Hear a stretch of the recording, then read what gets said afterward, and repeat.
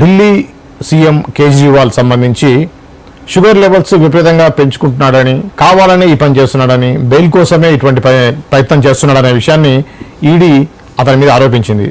నిన్న ఆయన bail petition కోర్టుకు వచ్చింది. ఆ సందర్భంగా ఈడీ చేసిన ఆరోపణ ఇది. సో మళ్ళీ 23వ తారీఖుకి వాయిదా పడింది బెయిల్ పిటిషన్. సో ఆ విషయం సంబంధించి దాసరి విజ్ఞాన్ గారు ఏమంటారు అనే విషయాన్ని కనుక్కుందాం. విజ్ఞాన్ గారు, ఏంటిది సిల్లిగా లేదా షుగర్ లెవెల్స్ పెంచుకోవడానికి మామిడి పండ్లు తింటున్నాడని చెప్పేసి ఈడీ ఆరోపించడం అనేది మనం ఏ విధంగా చూడొచ్చు? బేసికల్లీ జైల్లో ఉన్న వాళ్ళకి కొంచెం మానసిక స్థితి బాగోదు. అంటే కుంగిపోయి ఉంటారు. నన్ను వీళ్ళు ఎక్కడికో తెచ్చారు, నేనేదో చేశానని చెప్తున్నారు. నువ్వు చేసావా లేదా తర్వాత సంగతిలే తేలుతుంది.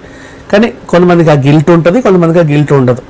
వాట్ ఎవర్, నేను ఒక దగ్గర ఉన్నాను, ఒక అభియోగం మోపబడింది నా పైన, ఖైదీల మధ్యలో ఉన్నాను, నేను ఒక ముఖ్యమంత్రి స్థాయి వ్యక్తిని, బయట నుంచి నన్ను చూడడానికి 2 సార్లే జనాలు వస్తున్నారు, మిగతా వారంలో 2 సార్లు, వారంలో 2 సార్లు ములాఖత్, మిగతా టైం అంతా నేను ఇక్కడే స్పెండ్ చేస్తున్నా, మార్నింగ్ నుంచి ఈవినింగ్ వరకు గడిపేస్తున్నా.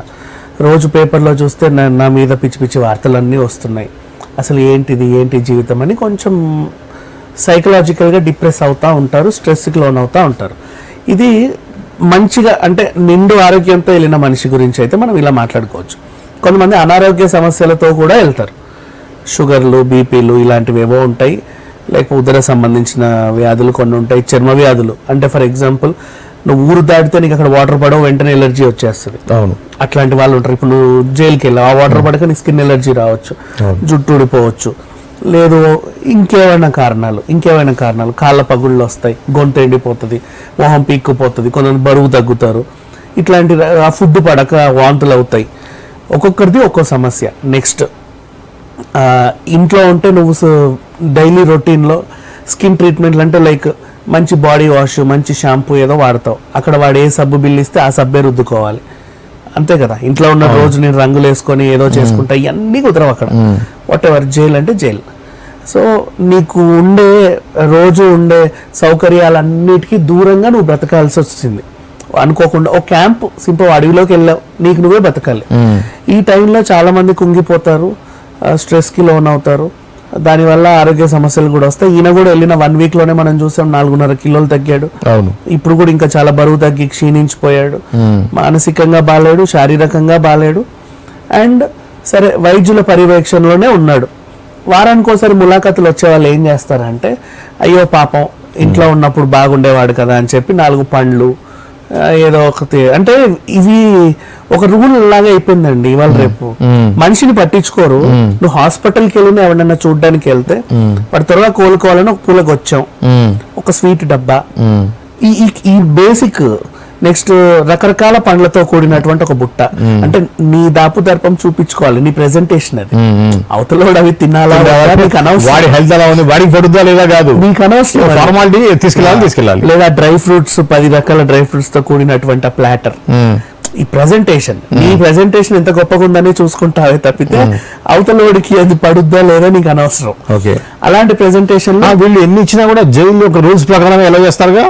ములాఖతుకు వచ్చినప్పుడు అంటే అక్కడే కొనాలి. మళ్ళీ నువ్వు ఏ దేశం నుంచో తీసుకొచ్చి ఇస్తా అంటే కుదరదు. అక్కడ ఒక క్యాంటీన్ ఉంటది, నీకు కావాల్సినవన్నీ అక్కడ కొనండి. వాడు ఒక సంచిలో మూట కట్టి వాడు ఖైదీకి కావాల్సిన డీటెయిల్స్ అని దాని మీద ఉంటాయి. అయిన తర్వాత వాళ్ళు వెళ్ళిపోతారు. నువ్వు ఇచ్చుకోవడానికి ఉండదు, నువ్వు వెళ్ళిపోతావు. నువ్వు ములాఖత్లో కలిసావు, ఏమైనా కావాలని తింటారా, సరే ఏదో ఒకటి పంపిస్తాను జాగ్రత్తగా ఉండండి అని వెళ్ళిపోతావు. ఈ పంపించే వాడికి ఏంటంటే చేతి దొరుకుతాం, మనం దాపు దర్పం, మరి ముఖ్యమంత్రి లోపల ఉంది అన్ని. బాబు 4 స్వీట్ డబ్బాలు వేసాయి, ఆ పండ్లన్నీ కట్టేసాయి, బిస్కెట్ ప్యాకెట్లు వేసాయి, అవేసాయి ఇవేసాయి అని చెప్పి ఇంత పెద్ద ప్యాకేజ్ అక్కడ పెడతాడు. ఆ సాయంత్రం ఏదో టైంలో వీళ్ళకి, బాబు మీకు ములాఖతుకు వచ్చిన వాళ్ళు సామాన్లు వేసారు అక్కడికి రండి అని చెప్తే వీళ్ళు వెళ్తారు. ఈయన ముఖ్యమంత్రి వెళ్ళకపోవచ్చు, ఈయనకు సంబంధించిన ఎవడన్నా ఒక అసిస్టెంట్ అని పెడితే, అసిస్టెంట్ ఖైదీలు ఉంటారు, వేరే నేరాల్లో వచ్చినటువంటి ఖైదీలని వీళ్ళకి పని చేయడానికి పెట్టుకుంటారు.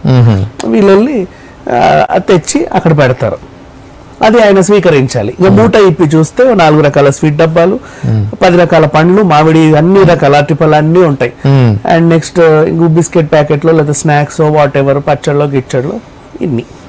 ఇక అవన్నీ అంటే వచ్చినోడు గొప్పగా అయితే వాడి ప్రెజెంటేషన్ ఇచ్చి వెళ్ళాడు, బాగా ఇచ్చాను నేను సామాన్లు, కనీసం 10,000 సామాన్లు పంపాను నేను, Okay. సార్ మస్తు ఖుషి అవుతాడని వాడు వెళ్ళిపోతాడు. అయిపోయింది. ఇప్పుడు సార్ ఒక్కడే ఉన్నాడు అక్కడ, నువ్వు ఏదో నీ ప్రెజెంటేషన్ అయిపోయింది. ఈయన ఏం చేస్తున్నాడు, 3 రోజులు వీడియో కాన్ఫరెన్స్ ద్వారా డాక్టర్ కి నీ ప్రాబ్లమ్స్ అన్ని చెప్పుకుంటే వాళ్ళు నీకు ఉచిత సలహాలు ఇస్తా ఉంటారు. ఇలా చెయ్యి, అలా చెయ్యి, ఇది చెయ్యి, అది చెయ్యి. ఏం జరుగుతుంది, డాక్టర్ ఏం లేదండి కొంచెం నీరసంగా ఉంది, అవునా, ఓకే నీరసం, ఇంకేమనిపిస్తుంది, అలా అనిపిస్తుంది. మార్నింగ్ బ్రష్ చేసేటప్పుడు గొంతులో ఏదో గరగర వచ్చింది, లేకపోతే ఇంకేదో స్కిన్ కొంచెం ఇలా అనిపిస్తుంది, జుట్టు రాలుతుంది, అండ్ నెక్స్ట్ షుగర్ కొంచెం కంట్రోల్ లేనట్టు అనిపిస్తుంది, అది తింటే నాకు పడట్లేదు, ఇది తింటే ఇలా అవుతుంది, ఈ ఏవో సమస్యలు చెప్పుకుంటారు. దానికి వాళ్ళు సూచనలు ఇస్తా ఉంటారు.